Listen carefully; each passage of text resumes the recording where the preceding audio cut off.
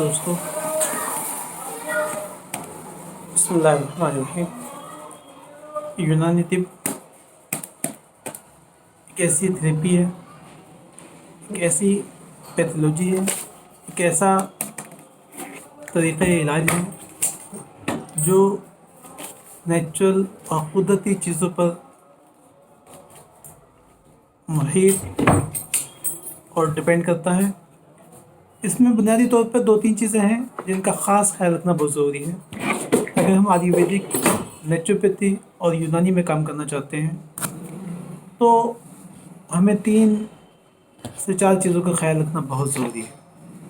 इसके बिना हम कुछ भी बन सकते हैं, डॉक्टर बन सकते हैं, साइंटिस्ट बन सकते हैं, कुछ भी बन सकते हैं, लेकिन हम एक अच्छे वैद्याचार्य या एक अच्छे हकीम नहीं बन सकते अगर हमें इन 4 चीज़ों के बारे में मालूमात नहीं है, क्योंकि पूरे का पूरा नेचुरल बेस डिपेंड करता है इसी पर। पिछले 50 साल में जो भी तरीका का इलाज मार्केट में आया है या जो भी चीज़ें सिखाई और पढ़ाई जा रही हैं वो अकॉर्डिंग टू रिसर्च है, और उनका जो सिस्टम है वो बेस है वो एक अलग तरीके की है। वो बिल्कुल नेचुरल और कुदरती चीज़ों के जो सिस्टम और चीज़ों को समझने का जो तरीका है उससे बिल्कुल मुख्तलिफ और बिल्कुल डिफरेंट है। मिसाल के तौर पर अगर हम बात करें मेडिकल साइंस की, तो वो चीज़ों को जो समझती है वो उसकी एनर्जी, उसके मतलब जो है उसके अंदर आयरन, कैल्शियम, उसके अंदर पोटेशियम, उसके अंदर कितना मतलब जो है वो आयरन है, इन तमाम चीज़ों को सामने रख के और वो उस पर बात करते हैं और उसकी बुनियाद पर वो रिसर्च करते हैं। जबकि यूनानी और आयुर्वेदिक में, नेचुरोपैथी में ऐसा नहीं है, ऐसा बिल्कुल भी नहीं है। यूनानी, नेचुरोपैथी और आयुर्वेदिक में जब हम काम करने की बात करते हैं, रिसर्च करने की बात करते हैं, तो हमें बुनियादी तौर पर 3 से 4 चीज़ों को समझना होता है, और वो हैं उन चीज़ों के मिजाज। मिसाल के तौर पर जो अद्वियात हम यूज़ करते हैं और वो जो इंसान जिसके शरीर में बीमारियां हैं उसको, जिसको हम ठीक करते हैं या जिसको हम ठीक करने की कोशिश करते हैं, उनमें तालमेल बैठना, उनके अंदर आपस में एक तरह का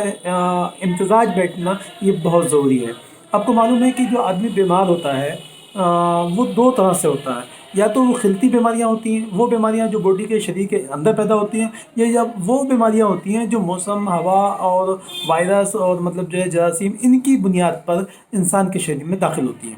तो जो दोनों का इलाज बिल्कुल अलग है, दोनों ही चीज़ें अलग तरीके से मतलब जो है इलाज की जा सकती हैं, और दोनों को हम एक तरीके से नहीं देख सकते। मिसाल के तौर पे जो चीज़ें हम देखते हैं खिलतों की बुनियाद पर, और अंदरूनी बीमारियां होती हैं वो खिलतों की बुनियाद पर पैदा होती हैं। कोई भी इंसान हो, उसका शरीर जो है वो 4 चीज़ों से मिलकर बना होता है।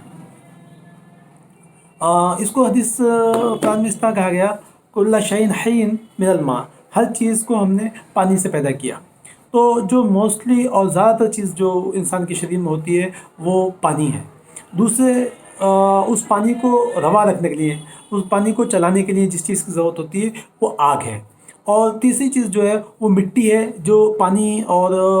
क्या जो मतलब जो ठहराव है उसके लिए इस्तेमाल की जाती है, जो इंसान के शरीर में लगाई हुई है। तीसरी चीज़ जो है वो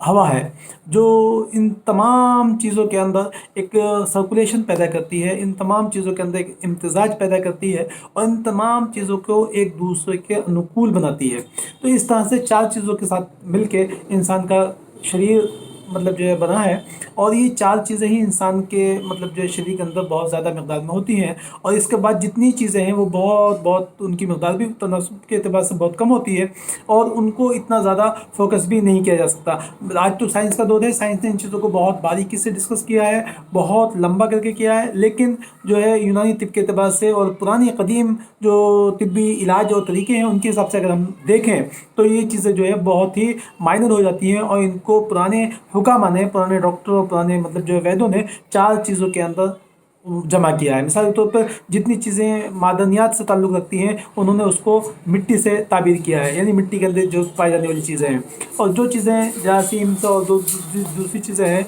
वो सारी की सारी उन्होंने पानी से ताबीर की हैं। वायरस वगैरह जितने भी हैं वो सब उनको बलगम और इस तरह की चीज़ों में जितने भी हैं वो सब पानी से ताबीर किए हैं। इसी तरह से जो आग है, जो इंसान की बॉडी के अंदर एनर्जी और ताकत है उसको उन्होंने आग से ताबीर किया है। लिहाजा इन 4 चीज़ों के मुरक्कब का नाम जिस्म होता है, और इस जिस्म के अंदर इन 4 चीज़ों के मिलने के बाद सफ़रा, बलगम خون اور مٹی، یہ 4 چیزیں ملنے کے بعد ایک 5ویں چیز وجود میں آتی ہے اور اسے ہم روح کہتے ہیں۔ لہٰذا ان چاروں چیزوں کو امتزاج پر کیسے، حالت امتزاج پہ کیسے رکھا جائے گا؟ اگر ہم ان کو خارج میں جمع کریں تو ہم یہ ایک دوسرے کی دشمن ہیں، ایک دوسرے کے مطلب جو ہے مخالف ہے، تضاد ہے ان میں۔ اگر آپ پانی کے ساتھ آگ کو جمع کرو، آگ کے ساتھ پانی کو جمع کرو تو وہ ایک دوسرے کو کھا جائے گا۔ یہ لڑائی ان کی جو ہے وہ انسان کے جسم میں بھی لگاتار جاری رہتی ہے، اور اس لڑائی کی بنیاد پر، اس لڑائی کے اس میں کے امتزاج کی بنیاد پر جو ہے انسان کے شریر کے اندر بیماریاں پیدا ہوتی ہیں، اور ان بیماریوں کو ٹھیک کرنے کے لیے انہی خلطوں کو قوی اور ضعیف اور مضبوط اور مطلب مسل تسہیل اس طرح سے کر کے ایک سسٹم بنایا جاتا ہے جس سے انسان کے شریر کو خلطی طور پر ٹھیک کیا جاتا ہے۔ تو وہ 4 چیزیں ہیں جن چیزوں سے انسان کا جسم مل کر بنا ہے، اور ان ساری چیزوں کے اپنے اپنے مزاج ہوتے ہیں۔ مثال کے طور پر آگ ہے، اس کا مزاج ہے، وہ گرم اور خشک ہوتی ہے۔ ایسی بلغم ہے، بلغم سرد اور تر ہوتا ہے۔ اسی طرح سے مطلب جو ہے خون ہے تو خون جو ہے وہ گرم اور تر ہوتا ہے۔ اس طرح مٹی ہے تو مٹی جو ہے وہ سرد اور خشک ہوتی ہے۔ لہٰذا یہ چاروں چیزیں جو ہیں